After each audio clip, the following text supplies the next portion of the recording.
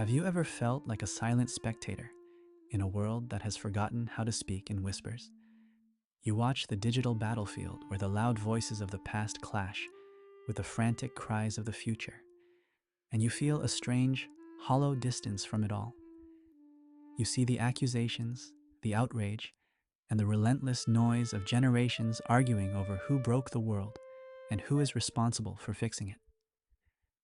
You look at the chaos and you don't feel the urge to join the fight.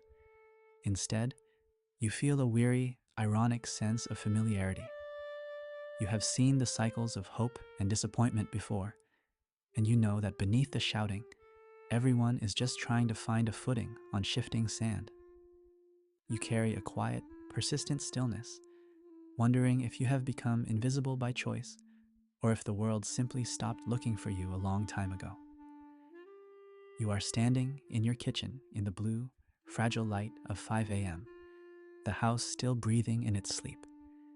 You hold a mug of coffee, feeling the warmth seep into your palms, and you realize that you have spent your entire life being the one who makes sure the lights stay on and the doors are locked.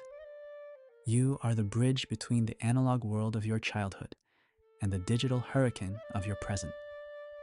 In this private, solitary moment, you feel the weight of every problem you have solved in silence and every emergency you have handled without a witness. You aren't asking for a trophy. You are just realizing how long it has been since anyone asked if you were tired. The world expects you to be the steady hand in the storm, but here, in the quiet, you realize that even the steadiest hand can begin to tremble.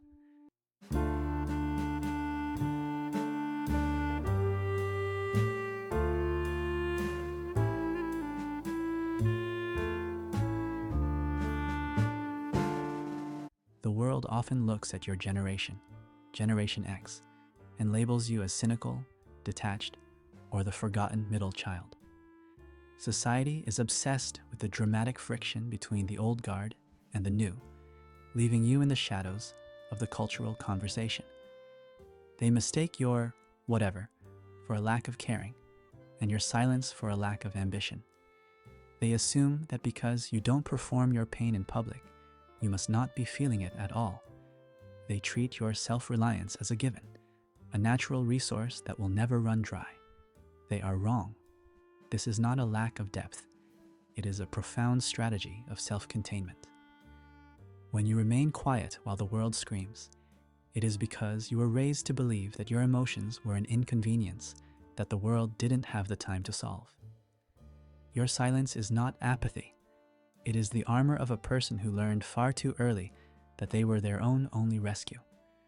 You are not cold, you are not a slacker, and you are not the only one who feels like they are living in a reality that no one else quite understands. You are not a person who has lost their passion. You are a person who has learned that the most reliable sanctuary is the one you build for yourself. We invite you now to step into the cool, steady quiet of this sanctuary. Put down the heavy burden of being the fixer and let the pressure to be the strong one melt into the floorboards. Welcome to Tea Psychology. In this space, we do not view your invisibility as a failure. We see it as a masterpiece of survival. We are not here to motivate you or to tell you to speak louder. We are here to explain why your spirit felt it was safer to stay in the background.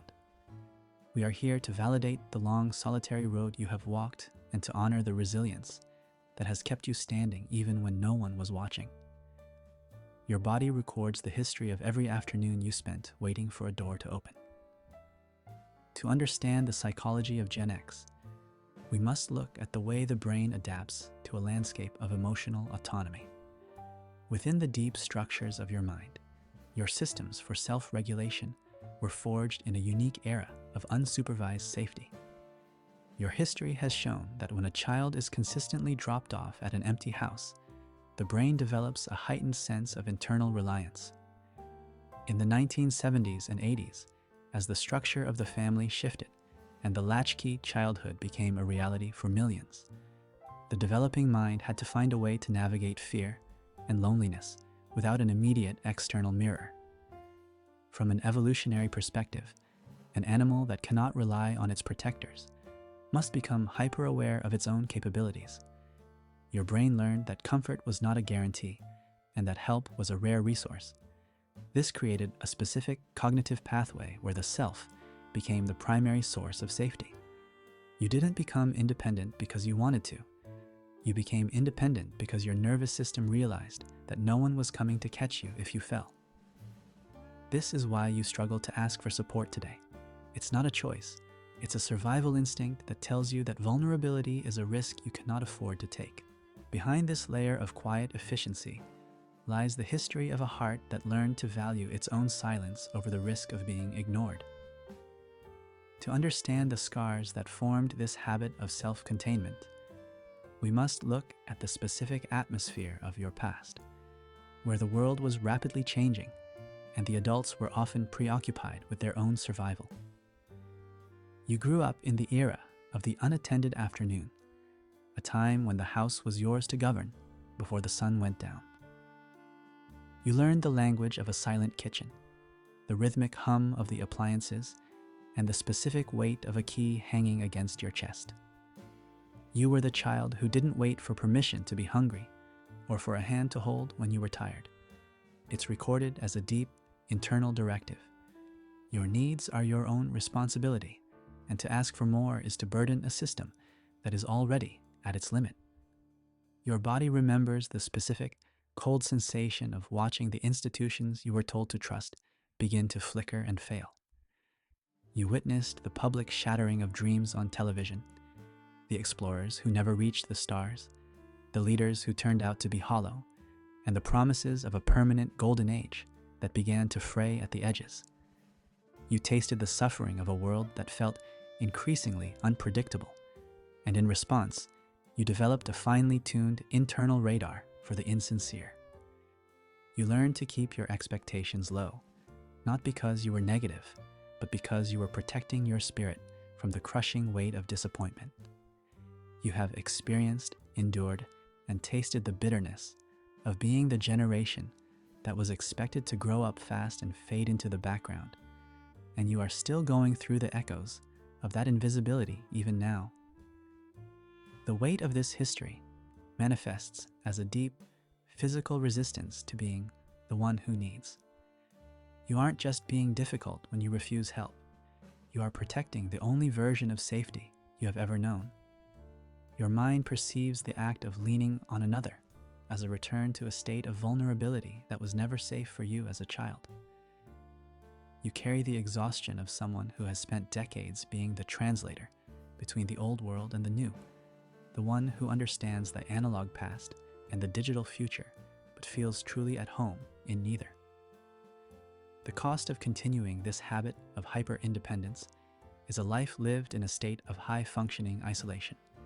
Because you are using all your emotional currency to remain the strong one, you have nothing left to give to your own healing.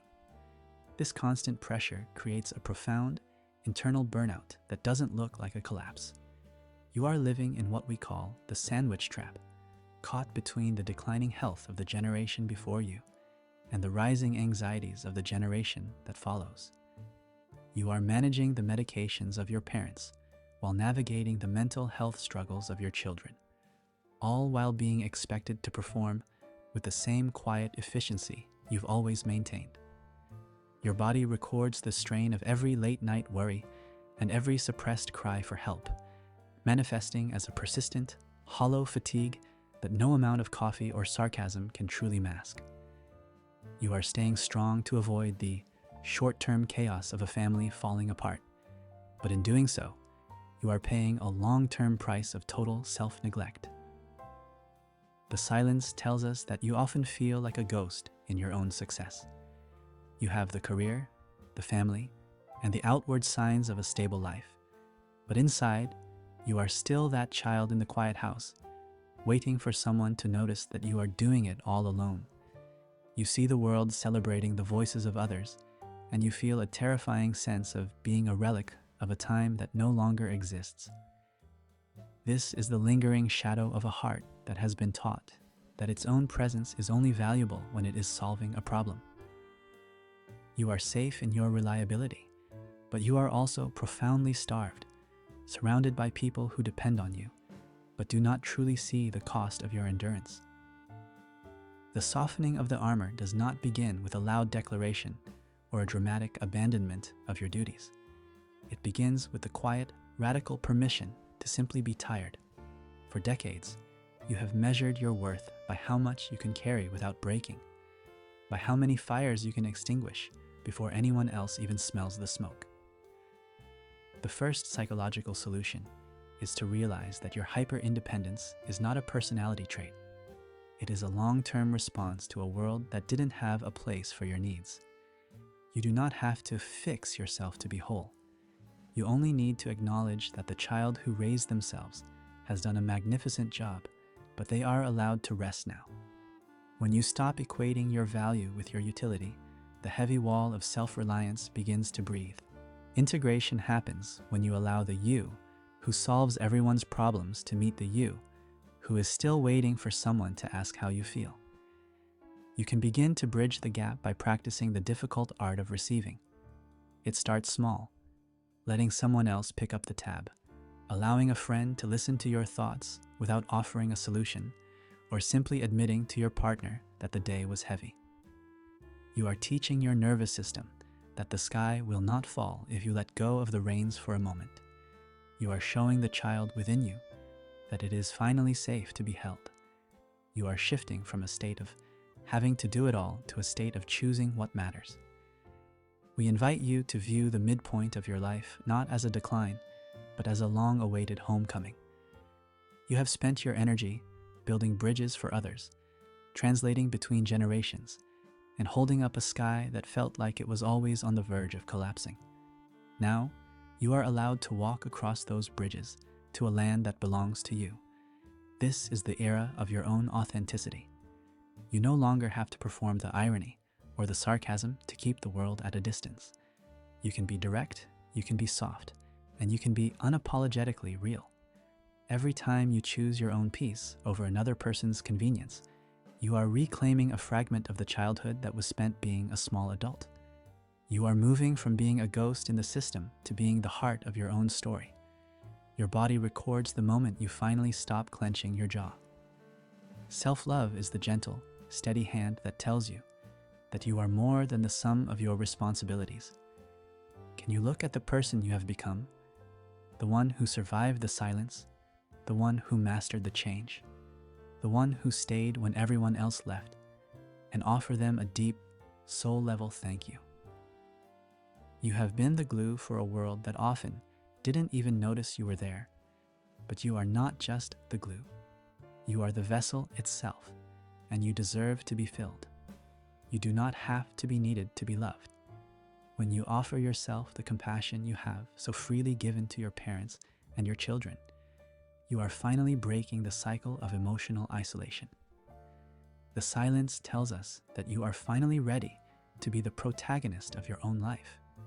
You are a whole, profound being who has been the translator for everyone else's dreams, and now it is time to listen to your own. You are like a deep, ancient forest that has survived the fire and the frost, standing tall and quiet, holding a wisdom that the louder voices will never understand. You are not the forgotten generation. You are the one that holds the truth. You are vibrant, resilient, and deserving of a sanctuary where your presence is celebrated, not just utilized. You have done so well to keep the world running. Now it is time to let the world run for you. As you move back into the noise of the day, keep this stillness with you. Subscribing to T Psychology is a quiet, powerful act of choosing to see yourself in a world that often looks away. It is a way to tell your spirit that you are no longer alone in the shadows. We are here to walk with you through this transition, providing a place where your strength is honored and your vulnerability is welcomed as a sign of true courage. If you know another member of the sandwich generation who is drowning in the quiet, or a friend who has been the strong one for far too long, please share this sanctuary with them. So many are living in the exhaustion of their own independence, never realizing that it's okay to put the key down. By sharing this, You are helping them realize that they aren't invisible. They are just waiting to be found. Leave a comment below with the word authenticity. Let it be the first breath of a new way of being. We do not need you to be perfect or productive to see your beauty. We only need to know that you are starting to believe that your story matters. Let this be a gathering of the quiet ones who are finally ready to speak their own names. The world will keep spinning, and the wars will keep raging, but you are no longer caught in the middle. As you look at the path ahead, don't look with the exhaustion of the past. Look with the clarity of someone who has finally found their own shore. The path is yours to walk, at your own pace, in your own light. You are safe, you are seen, and you are finally free to be exactly who you are. Stay gentle with your spirit. We will be here for you in the next quiet space. Thank you for being part of T Psychology.